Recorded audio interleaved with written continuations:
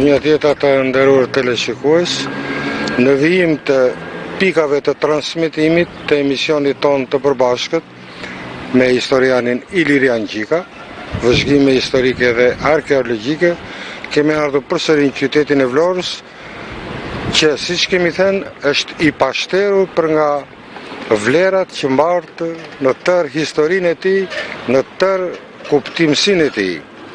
Dhe e kemi thënë gjithmonë që sa herë që të vim këtu do të zbulojnë gjëra interesante për syrin ton natyrisht, po në radh pa për ju të nderuar teleshikues. Këtu ndodhemi në sheshin e Flamurit, do ta qonim ndoshta vetë sheshi i topave, ja ku kemi simbolet këtu prapa shpinës, por unë do doja që t'ju prezantoja shkrimtarin e shquar Egerem Sanaj, një nga prozatorët më të mirë të letërsisë bashkëkohore shqiptare. Pas pak na ka dhënë fjalën që të vijë dhe profesor doktor Bardosh Gaçe dhe shpresojmë që ai të vijë, sepse është njëri korrekt edhe bashkarisht do të mundemi të ndërtojmë këtë pikë transmetimi për rrugën Justin Godard, e cila ndodhet këtu përballë nesh, dhe më pas disa metra më tej është Xhamia Muradies. Në një gjë për të thënë Ilirian në këtë hyrje këtu. Juve nuk do të vinte keq profesor as juve as Egeremit që unë t'i vija titullin këtij emisioni të sotëm. Ta titulloja 2 monumente kulture nga Vlora. Nuk e di se si të duket Egerem. Duket sa original, po aq interesant. Sepse Vlorës vetë historia në mënyrë të vetëvetishme i ka dhënë një emër, Vlora e historisë, qyteti historik. Edhe qyteti i monumenteve, po u avjet përsëri një nën titull. Po sigurisht kemi të bëjmë me historian profesionist, të këtillët pretë më shumë se çka. Unë do të thosha midis të tjerave që këto 2 monumente, ne nuk I kemi ndriçuar herë tjetër me objektivin e kamerës tonë, siç është rruga Asambli arkitektonik Justin Godard dhe Xhamia e Muradies, nga objektet e rëndësishme dhe më të vjetra të kultit në qytetin e Vlorës. Mendoj se gjetjet e sotme do të jenë interesante dhe do t'i ftoj teleshikuesit të na ndjekin hap pas hapi. Atëherë edhe ne siç jemi të tre, po nisemi për ta zbuluar këtë rrugë të famshme.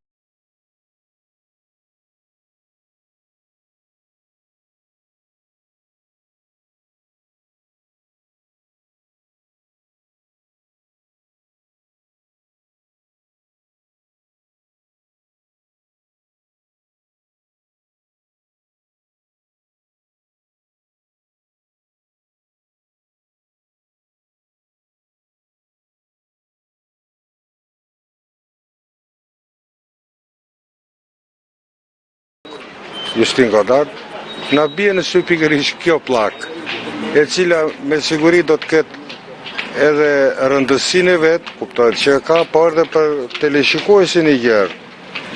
Në çvite, në çngjarje na çon pikërisht kjo plakë. Të gjithë I kemi parasysh ngjarjet e mëdha të vitit 1912, kur në 28 nëntor të atij viti u shpall pavarësia e Shqipërisë. Pikërisht për të dalë tek sheshi I sotëm I Flamurit, të cilin e prezantuam në një këndvështrim duke e marrë nga pamja me pamje përballë, kamera jon në lindjet e tij. Aty ku pikërisht në këtë shesh u bë mitingu I madh I shpalljes pavarësisë së Shqipërisë, pikërisht kjo rrugë ishte në funksion të tij, sepse këtu, siç e thotë dhe pllaka përkujtimore, kaluan triumfalisht forcat e armatosura kryengritse për të marrë pjesë në manifestimin e fitores. Por unë do t'ju kujtoj edhe një foto të madhe historike të fotografit koçar Petro Dimitri, po e theksoj edhe një herë, sepse ne prezantojmë veprat e ndryshme të autorëve në gjini të ndryshme, por nuk prezantojmë autorët. Fotografi madh Petro Dimitri ka fotografuar pikërisht në këtë rrugë hyrjen e delegatëve të Kosovës atyre 300 burra dhe djemve të Kosovës me në krye Isa Boletinin për të marrë pjesë në ceremoninë e ngritjes flamurit, pavarësisht se peripecitë e udhëtimit që pengon Isa Boletini të vinte një ditë me vonesë dhe që Ismail Qemali ta priste personalisht si përfaqësues i Kosovës, i Trevës, që dha një kontribut të jashtëzakonshëm në ngritjen e flamurit dhe në kryengritje dhe mëdha për pavarësi të viteve 1908, 9, 10, 11 dhe 12. Atëherë Ilir, brenda 8 vjetësh, pikërisht kjo rrugicë përfaqëson 2 ngjarje. Ju e lidhët me 1912 dhe pastaj kemi për mitingun e madh të 1920 me rastin e fitores të luftës së Vlorës. Por ngjarjet e mëdha në fillim të shekullit të 20 ndodhen në Vlorë. Pavarësia e Shqipërisë u shpall në Vlorë. Qeveria e Ismail Qemalit mori një sipërmarrje tepër të jashtëzakonshme për njohjen ndërkombëtare të shtetit shqiptar, e cila arriti një vit më vonë. Vlora u kthye në qendër të pushtetit italianëve në Shqipëri në vitet e luftës së parë botërore, por në vitin 1920 do të ishte veprimtaria jashtëzakonshme e qeverisë Suleman Delvinës që do t'i largonte italianët nga Vlora dhe do të ishte përpjekje madhore e popullit tonë për të njohur integritetin territorial që ishte përcaktuar nga fuqitë e mëdha në 1913. Pra, 1912 e gjithë Shqipëria u mblodh në Vlorë, 1920 e gjithë Shqipëria u mblodh në Vlorë. Pra, aty ku nisi, aty ku përfundoi dhe mbrojtja e integritetit të popullit shqiptar. Ku kjo rrugicë ka dhe një karakter të veçantë. Por emrin Justin Gotard, ajo do ta marri shumë e shumë vite më vonë dhe për këtë personazh të shquar francez, i cili ka dhënë një kontribut të jashtëzakonshëm në historinë e Shqipërisë, ne do të ftojmë sot mikun dhe bashkëpunëtorin e emisionit ton, që kemi pasur gjithmonë të përhershëm sa herë kemi folur për Vlorën, për treva të tjera të rajonit ton, zotin Bardosh Gaçe. Atëherë jemi në rrugën Justin Godard dhe teleshikuesi gjë në radhë parë do të di ç'përfaqëson ky emër i shquar në historinë e Shqipërisë dhe të qytetit të Vlorës veçanti. Justin Godardi ka qenë një mik i madh i Shqipërisë. Mik i Ismail Qemalit, i Ali Aslanit dhe i mjaft adhetarëve të tjerë. Ka qenë senator në Francë, ministri i jashtëm i Francës dhe gjë më e bukur se në vitet 30, kur Justin Godardi vujte kandidaturën për kryeministër i Francës, një tuf vlonjatës fjerakës dhe beratasish i dërguan dhe telegram urimi. Simpatinë e tij për Shqipërinë ai e tregoi dhe dëshmoi jo vetëm në Konferencën e Paqes Paris, jo vetëm në Parlamentin francez, por edhe në 2 vizitat që ai bëri në jug të Shqipërisë për vendosjen e kufive në problemet që shtronte atëherë Konferenca e Ambasadorëve. Po të lexosh mjaft fjalimet e tij në Parlamentin francez, ai i ngrë një kult shqiptarëve, atëzeu të tyre dhe se mos zakoneve të mira të shqiptarëve që u apremend francezëve, duke u thënë që edhe ne kemi se ç'të mësojmë nga kjo traditë dhe kulturë e shqiptarëve. Por emri i tij, qysh në vitet 37 u vendos në këtë rrugë me respektin e kryetarit bashkisë Ali Aslani, miku të tij, sepse Justin Godardi në këtë rrugë edhe ka banuar disa net kur erdhi që vizitoi Shqipërinë, Vlorën, Fierin dhe jugun e saj. Rëndësi ka që ky është një kompleks arkitekturor mjaft interesant, i cili është ruajtur. Unë do të falenderoj në rast profesor Emir Rizën, i cili ka bërë një punë restauruese. Por këtu kjo ka edhe vlera mjaft historike, sepse veç delegatëve të Isa Boletinit që erdhën nga Kosova kaluan në këtë rrugë. Në 1920 këtu kaloi triumfalisht gjithë komisioni i luftës Vlorës me komandantët dhe luftëtarët, që në sheshin e topave aty mbajtën ceremoninë e fitores mbi imperializmin italian, dhe nga ana tjetër do të thoshja se në këtë rrugë këtu ka banuar dhe Marigo Pozja, ka banuar dhe mjaft adhetar tjerë si Kole Kristo Carbonara, që e ka shpim pak më tej. Këtu ka qenë dhe përballë, siç është sot, libraria Ibrahim Shyti ku mësoi shkrimi shqip Shevros, që është në Biterim 108. Veç kompleksit banesave që ka tipare karakteristike, kjo rrugë dhe kjo lagje mbar dhe vlerat më të veçanta historike dhe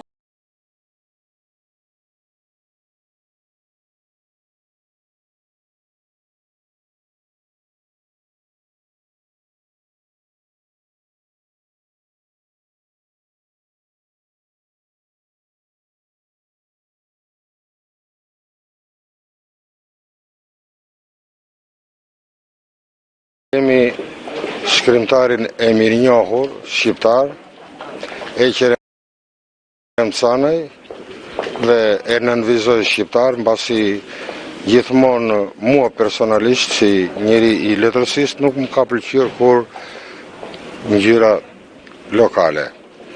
Dhe ju, Eqerem, në krijimtarin tuaj, i momentet kyçe të zhvillimit të historisë së kombit, të lidhura me Vlorën dhe me Gjerë, i keni vënë në qendër të veprave tuaja më të shquara.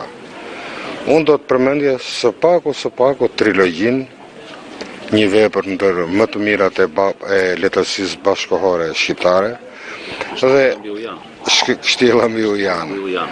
Edhe për shembull, nëse ne jemi në rrugën Justin Godard, pavarësisht se përmendet apo s'përmendet në roman, pun do doja atmosfera e pikërisht 1920-sh, cila është në romanin tuaj, të cilin unë sigurisht e kam lexuar dhe i kam dhënë mendimet, por do doja për teleshikuesin e gjerë. Po, e vërteta është se unë e brezime vjen nga një rrugë e lashësisë, rrugë që siç është spërkatur me gjakun e viteve, është bërë pjesë të ndërgjegjes së krijuesit. Në këtë vështrim unë pasi kam akumuluar gjithë historinë e Vlorës për krah asaj kombëtare në tërësi, kam ngritur bazamentin e shkrimeve të mia. Derisa flasëm për luftën e 1920-s, një pjesë cilës e kam përfshirë edhe në trilogjinë. Është pjesa e dytë, të thosh, e trilogjisë. Është pjesa e dytë e trilogjisë, pjesa që përmban peshën kryesore edhe të veprës, edhe të krijimtarisë time të përmbledhur, siç kur e kam thënë dikujt, s'është një punë dite, po është punë shumë vitesh. Kështu që nga ato rrugë të historisë, unë mund të krijoj edhe Kështjellën mbi Ujan.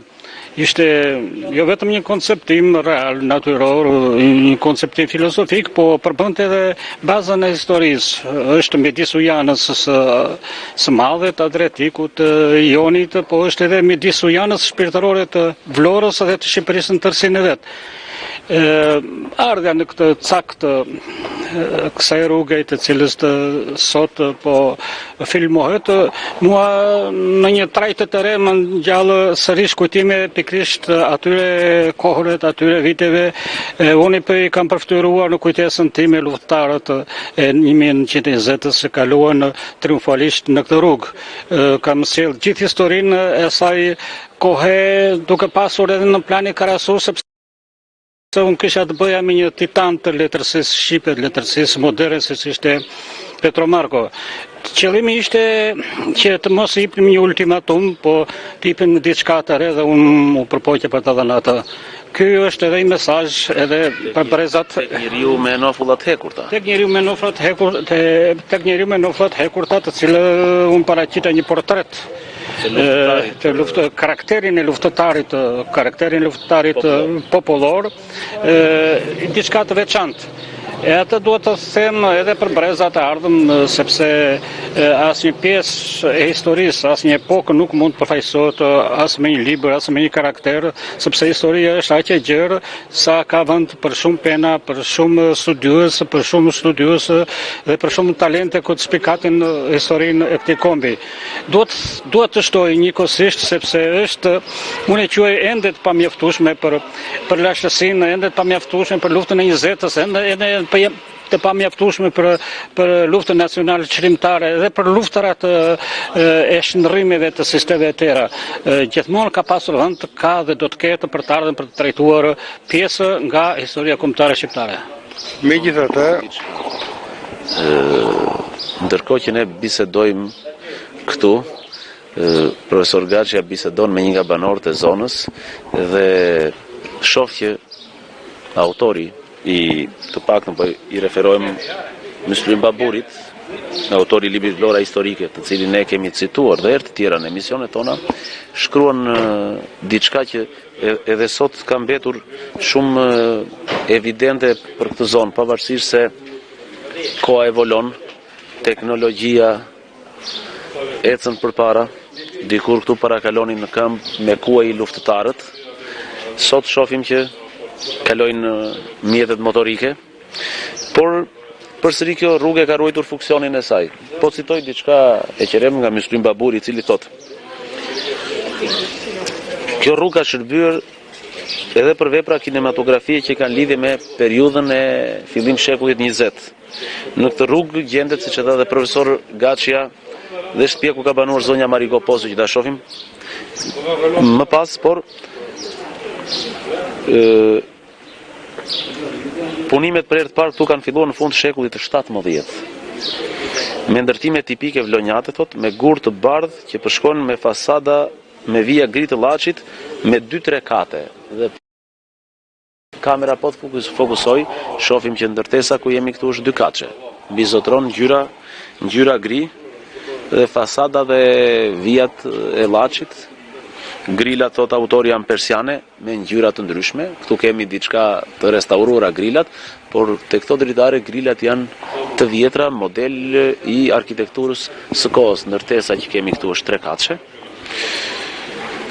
Dritarit janë drejt këndore me korniza, shatit janë me kulm të mbuluara me pllakat me pjegulla tipi spanjoll, ndërsa katet përdesin parë dhe sot shërbejnë si dyqane, ku katet sipër ishin banesa për qytetarë. Dhe sipër në këtë zonë muzeale shohim që janë të banueshme, ndërsa katet e para ka ruajtur funksionin e tyre si zonë tregtare, si dyqane. Ndërkohë ne mund të ecim dhe mund të me objektivin e kamerës mund të ndriçojmë më qartë.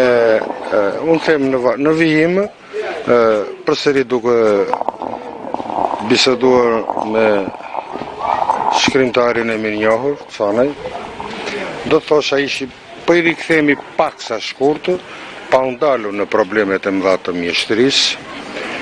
Unë do të thoja për teleshikuesin e gjerë që krahas veprave të mirëfillta të historisë, ne kemi një trilogji në rastin tonë, e cila, si thosh, përmbledh një epokë të tërë të luftrave për në atë gjën më të shenjtë që themi në përliri dhe përfundon, kuptohet, në pjesën e tretë me luftën e madhe antifashiste nacionale qëllimtare. Por ne jemi në rastin konkret, mbasi unë do të doja që teleshikuesi i gjerë, përveç pasionit që të mund të ketë për librin si të tillë të historisë, t'i rikthehej edhe trilogjisë, romanit tuaj të rëndësishëm në të gjithë prozën bashkëkohore shqiptare, mbasi them ai do të gjejë vlera edhe të mirëfillta njohëse. Unë do të toja shkurtë si ju referuat juve pikërisht kësaj periudhe historike dhe në që raport është vetë historia me krijimtarin, me fantazin krijuese. Ajo që duhet të them unë tani është fakt sepse trilogjia është jo vetëm ajo çka është shkruar, por edhe ajo çka shikojmë për ditë, çfarë na ka rezervuar historia në kujtesën tonë, edhe në faktin real. Tash unë kam parasysh trilogjinë në Vlorën e dikurshme, në atë Vlorë, në këtë rrugë që shikojmë ne këto, edhe pse janë shumë të pakta për kujtesën e viteve, pse janë shumë pakta këto rrugë të ruajtura në sistemin e dikurshëm, por shikojmë njëkohësisht edhe pjesën e tashme. Pra edhe vetë nga natyra trilogjia është këtu, e kaluara, e tashme, dhe ky breziri që po kalojnë në këtë rrugë, që në mënyrë të vetëvetishme kalojnë mbi rrugën e historisë dhe kalojnë edhe mbi rrugën e ardhmërisë. Ky është koncepti i parë. Koncepti i dytë është çështja sepse cili do shkrimtar që ka krijuar një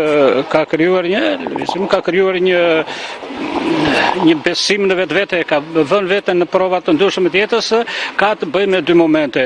Ka të bëjë me momentin bazë që është historia, që është pjesa e shpirtit të gjakut të tij, por ka të bëjë edhe me fantazinë që është pjesa trurore. Gërshëtimi i këtyre momenteve më duket normale edhe është produktiviteti i kohës, i jetës në cilën jetojmë.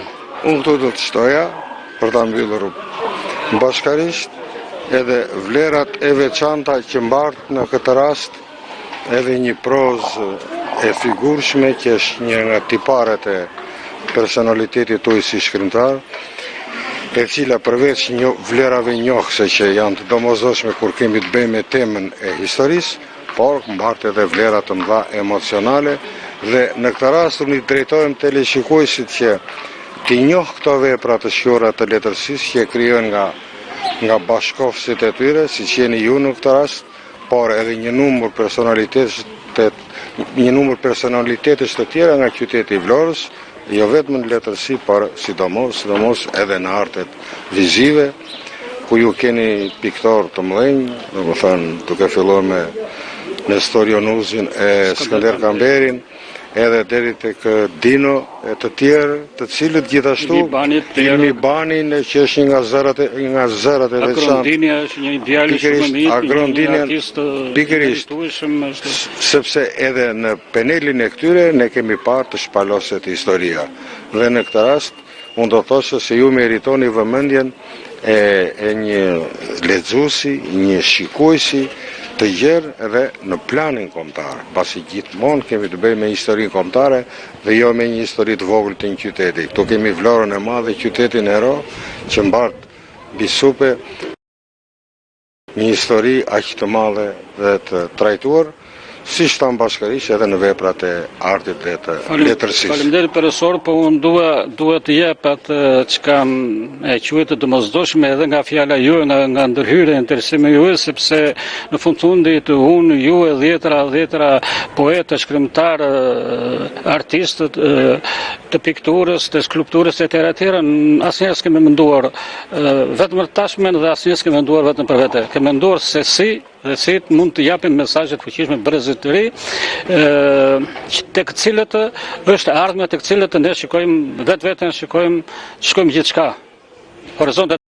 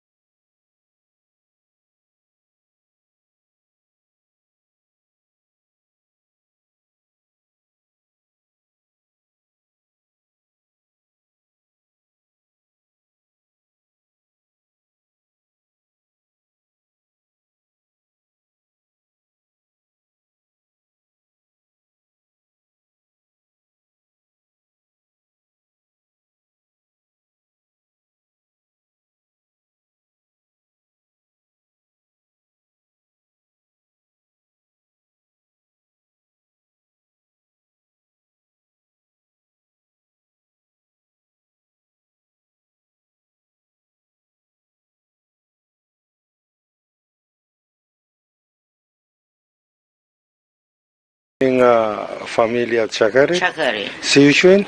Kaderna Çakari. Ju pyeta pak më parë për Ferhat Çakarin. Çakarin, e kam kunat. Është një nga emrat më të ndritën letërsisë shqiptare për fëmijë. Edhe gëzojmë që ju jeni Faleminderit. Po, edhe gjyshi burit, Musa Çakari, është mësonjtar që erdhe shkolla Musa Çakari. Gëzojmë. Atëre ju jeni banore në këtë lagje ose më saktë në këtë rrugë? Jam bi dhe nuze, unë rri aty më lart. Po, çfarë ka të veçantë sipas ju që jeni një banore, një bi dhe nuse në këtë rrugicë, se ne jemi duke e trajtuar në kuptimin e emrit Justin Godard, një emër i madh, që i flet shumë historisë Shqipërisë. Nuk ka nevojë të na thoni për këtë, po çfarë ka të veçantë kjo rrugicë sipas syrit tuaj? Kjo rrugicë është rrugë muze.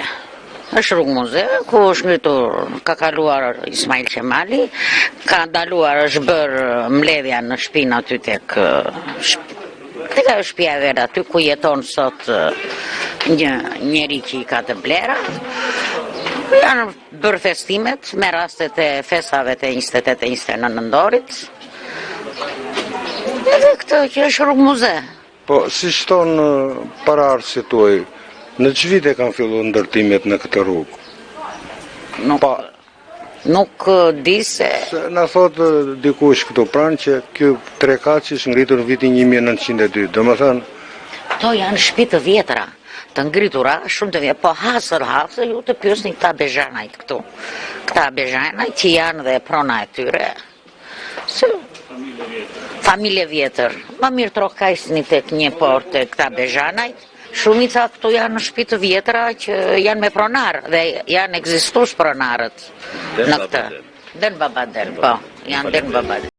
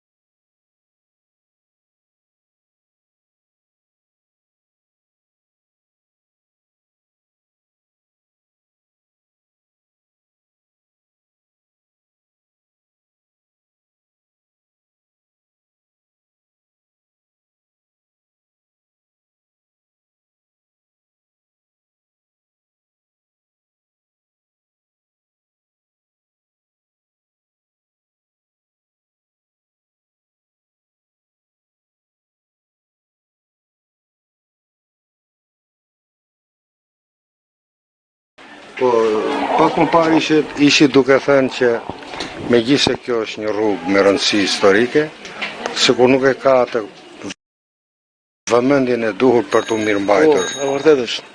Në bashkia s'ka fare mirëmbajtje këtu. Një shi të bie, tu rruga mbytet. Dhe njerëzit tu janë shtëpi muze të gjitha, bashkia nuk vë dorë, një lërje nuk e jep, apo një mirëmbajtje që ka për detyrë. Kjo është rrugë historike. Ma të mund që këtu ka kaluar Ismail Qemali, e janë lojtur dhe shumë filmat të tjerë. Tu ka qenë shtëpia e Marigo Posius, që qëndisi flamurin, 1912. Tu si ka këto vlera historike, nuk i trashëgon vlora, i ka humbur. Sepse kanë humbur që na lartë, na i madhi,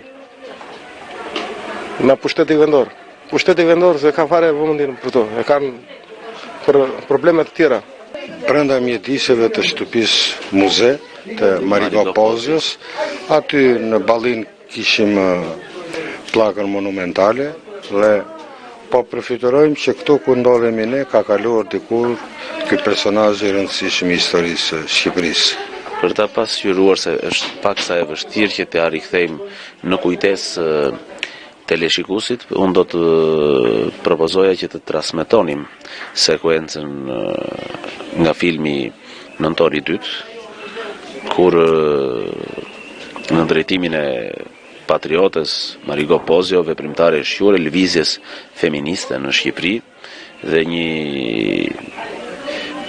aktiviste e fundit të rilindjes kombëtare u qëndis ai flamur i cili u përdor pastaj nga qeveria e Vlorës për festimet në mënyrë simbolike të shpalljes pavarësisë së Shqipërisë. Biles në këtë rrugë filmi është Nëntori 2 pasqyron në mënyrë ose na rikthen në atmosferën e atij viti i cili pati rrjedhoja të jashtëzakonshme për Shqipërinë. Atëherë po e japim për teleshikuesin e gjerë këtë insert filmi ku më shumë do të flasim pamjet e tij.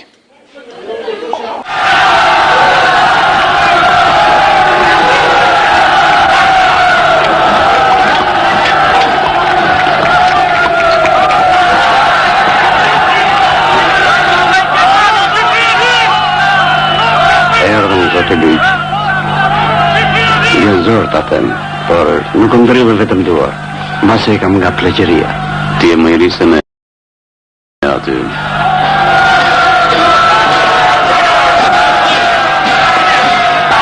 Duka e Shqipërisë të klipa jonë zotyn, të bëf dita 1000.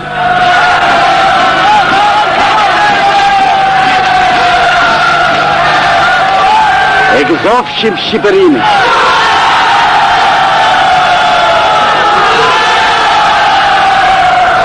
E shqesh i vajzave të Vlorës sonë.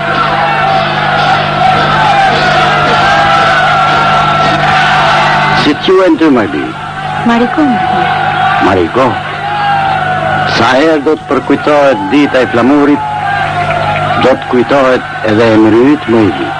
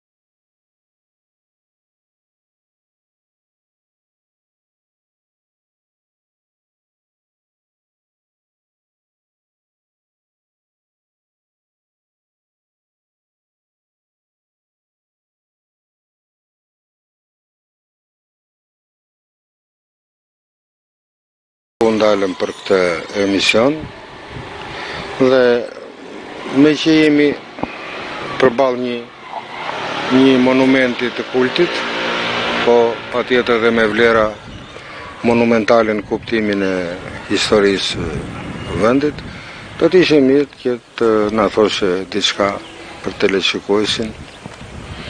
Këtu jemi në një nga lagjet më të vjetra të Vlorës, në Muradije, e cila së bashku me Topanan, Karabashin, Xhedidin janë lagjet më të vjetra të qytetës turke të Vlorës. Po them turke sepse qyteti i Vlorës pas pushtimit të tij nga osmanët në vitin 1417 dhe deri pas largimit të tyre në vitin 1912, krijoi karakteristikat e një qyteti tipik oriental.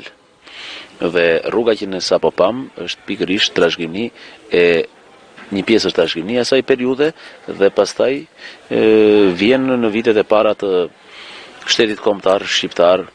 Në vimësi vazhdon me vitet e para të shtetit kombëtar shqiptar. Por xhamia që kemi këtu pas është një nga xhamit më të vjetra të Vlorës. Ajo ka pasur rindërtime.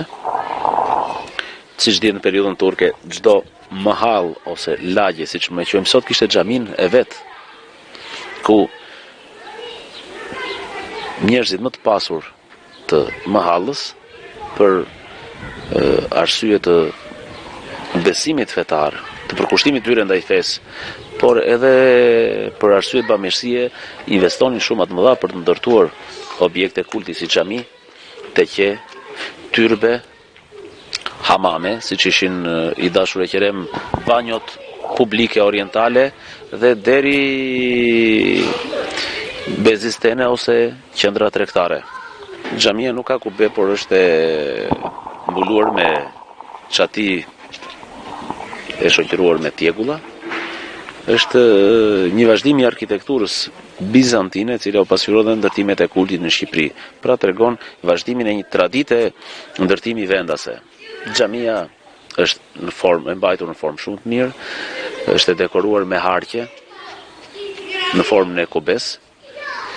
Në pjesën e fasadës e ka të zbukuruar me punime ornamentale që imitojnë kuben, imitojnë diellin. Kamera tregon që aty është restaurimi i bërë në mënyrë mjeshtrore dhe sot ajo mbetet një monument i pëlqyeshëm nga pikpamja estetike për çdo vizitor. Dhe këtu kemi dhe interkëndësh të çuditshëm. Kemi xhaminë e Muradies, kemi mëtej të qene famshme Bektashiane të Kuzum Babait, kemi dhe mëtej plotson trekëndshin xhamia e Plumbit, aty ku fillon dikur, aty ku ka qenë kufiri jugor i qytetit të Vlorës, sepse Vlora niste nga xhamia e Plumbit dhe përfundonte në shpinë të Kodrave. Sot lagja deri diku i ka ruajtur para metrat, kemi ndërtime të vjetra, që po thoj se janë gati 100 vjeçare, por paralelisht me të vjetrën është edhe e reja, e cila gjithmonë ka qenë një simbioz në bashkëjetesë midis këtyre dy dukurive. Megjithatë, neve shprehim kënaqësinë që i kemi ruajtur këto vlera të vjetra, të cilat tregojnë identitetin ton kulturor. Po bëj një rikthim në kohë, e qërem sa po thej që në vitet e diktaturës, edhe ky monument i kultit, edhe një monument i historisë, pësoj dëmtime të çuditshme. Po, sigurisht tani, për vetë historinë që ka kaluar kombi ynë, edhe këto monumente të rëndësishme të kulturës kombëtare shqiptare kanë pasur goditit e veta, por nuk janë rrafshuar, nuk janë zhdukur tërësisht. Mbaj mend vite parë kjo xhami këtu që ishte mjaft interesante, atëherë ishte një sektor pikture që shërbente tip magazine, vend për të mbajtur ato pikturat edhe për të ushtruar kursat ndryshme. Megjithatë, kjo nuk ka humbur gjendjen e vetë, ekzistencën e saj pasuruar edhe nga ansambli i kësaj ndërtese të vogël aty që sado vjetëruar e ruan ato harqet, dyert e tjera, është një pikë mjaft e rëndësishme që tregon bazën ku është ngritur Vlora e re dhe do të edhe zhvillohet në të ardhmen. Për ne rron rëndësi aq më tepër brezat din të studiojnë dhe të vlerësojnë kulturën e lashtë. Më kam parasysh kam ardhur përmes këtij brezi që i kemë përjetuar këto, por njëkohësisht unë shikoj se sa fëmijët e mi dhe fëmijët e fëmijëve, se tani jemi në moshën e gjyshëve, janë të interesuar dhe në xhamia e tjera. Kjo shpjegon atë fakt që feja është pjesë shpirtërore e jetës së njeriut. Edhe